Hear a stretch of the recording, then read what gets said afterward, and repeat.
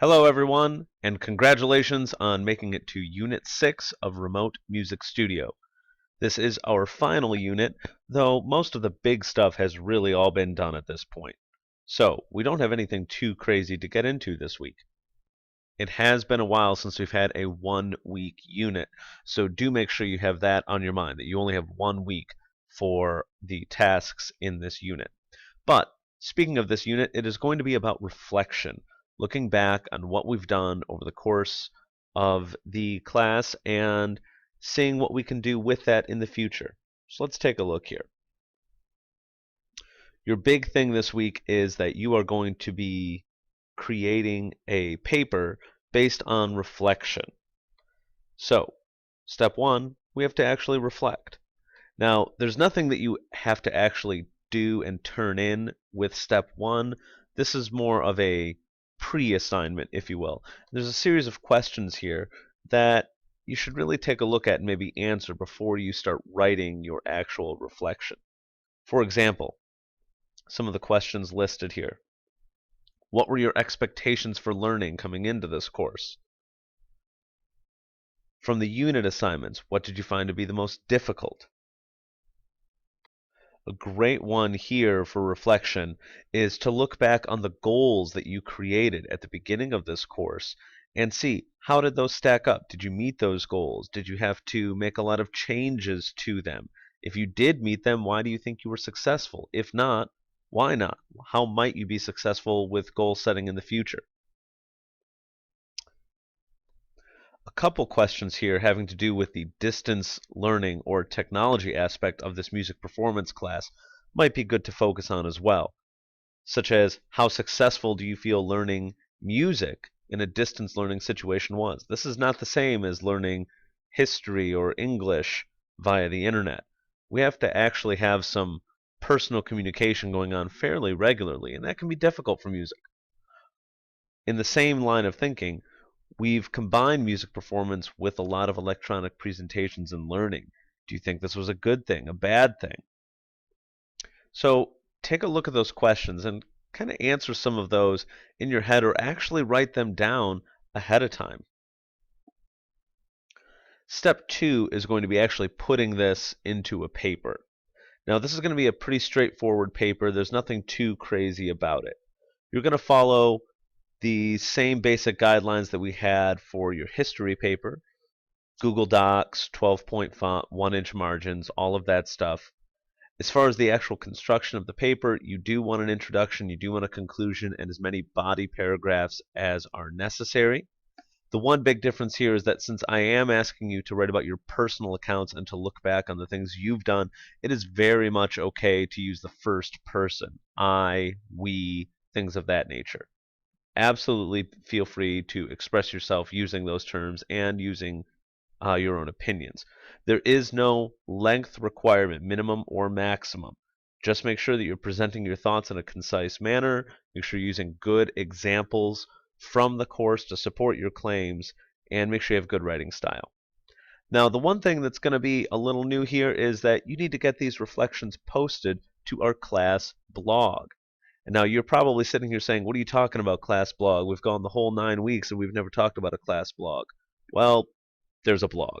The thing is, it's not really needed for the actual learning part of the course. We have enough communication going on outside of a blog that it's not really necessary for our goals in those units. However, what the blog is great for is putting all of your reflections in one place so you can all see what each other thought, but maybe a little bit more importantly is I'm going to use that blog for the next group of students that take this course. So that group of students can have a little glimpse into the future and see, hey, somebody else took this course. Here's what they thought beforehand. Here's what they learned.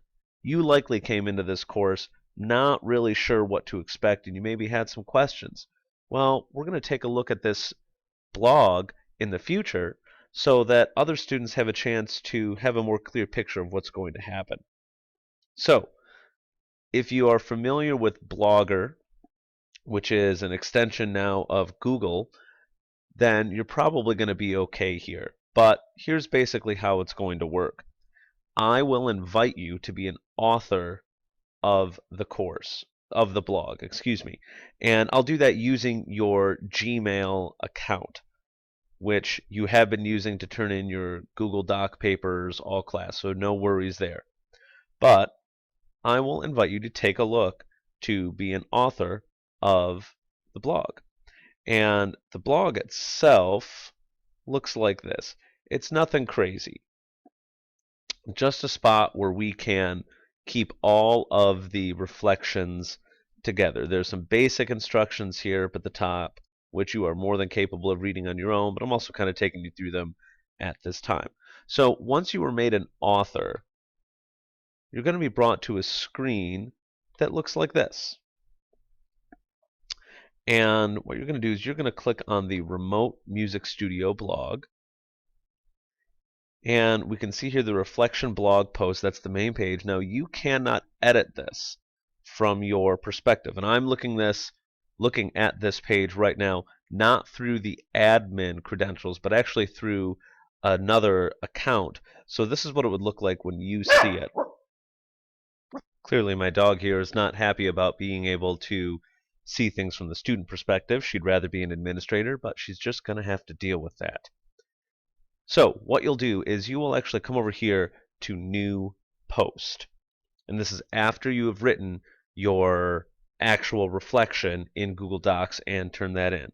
So what you'll do here is you'll come into New Post and you'll give your post a title, and it should be with your name, and that will be fine. And in here you could just paste in whatever your reflection is. Now there might be some editing things that you have to change, maybe some spacing or font things. That's all up to you. But for the sake of it now, I'm going to go ahead and write something in here.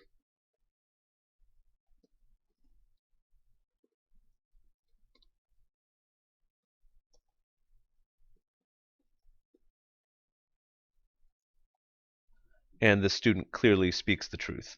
So once you get your actual reflection typed in there, and I'm sure it will be a little bit more insightful than that, you can preview if you'd like to see what it looks like. And that looks great. I'm going to get out of that preview, and I'm going to go ahead and, if I'm ready, hit publish. If not, I'm just going to hit save and come back and edit it later. But for now, I'm going to go ahead and hit publish. We don't need to share anything through Google Plus because Google Plus is dying and pretty much nobody uses it. If you're a Google Plus user, good for you, but you're one of a small crowd, friend. So now when I actually take a look at the blog, and I can do that by clicking View Blog up here at the top, I can see the main instructions are still up at the top, but my reflection has been added here and everyone can see that. So once you get your reflection written in Google Docs and turned in, go ahead and get it into the blog as well. You do have a discussion board post this week. It's a pretty short one. It's really just kind of an extension of the reflection itself, just using parts of that to answer the questions there. Let's go ahead, though, before we finish up with this video and take a look at the rubric for the reflection. And there we go. Had the wrong title in there. Always proofread your stuff, folks. So we can see that there are 1, 2, 3, 4, 5, 6 categories. Some of them are very straightforward again. The technical aspects. Coming down here a little bit, organization, conventions, getting your reflection into the blog is also part of that. You can see here for the blog, the earlier you get it posted into the blog, the more points you receive. So if you're in there by day 4, you get full credit. In there by day 6, you get partial. And if you don't get it in until the last day, that's the least amount of credit you can receive. The two spots that I want to take a look at, though, are these two: depth of reflection and use of evidence. So full credit, depth of reflection, demonstrates a conscious and thorough understanding of the subject matter. This reflection can be used as an example for other students. So this is pretty much the best we can hope for, is what are you looking at? Are you really showing a mastery of the content in your reflection? And all of the point totals after that are various gradients of that. And use of evidence. Again, full credit. Uses specific and convincing examples from the course to support claims. Makes insightful and applicable connections between coursework and future learning. So I'm not just looking for a reflection that says, wow, this class was great, I really enjoyed myself, or what have you. What I'm looking for is a reflection that has you saying, hey, here's what I thought was going to happen, these were my goals, here's what I did. In the future, this is what helped me be successful in this course and what might help me be successful in future courses. Or here's how I might change what I did to be more successful. So really looking for that very insightful reflection. Ladies and gentlemen, it has been a pleasure to have you as a part of this course. Make sure that you finish strong and that you get all of your documents for Unit 6 turned in. As always, if you have any questions, please do not hesitate to contact me. I hope that you will continue your private music study and that you have become passionate about it during this course, or at least more so. Thank you, everybody. Good luck. Congratulations. And I hope to hear from you in the future.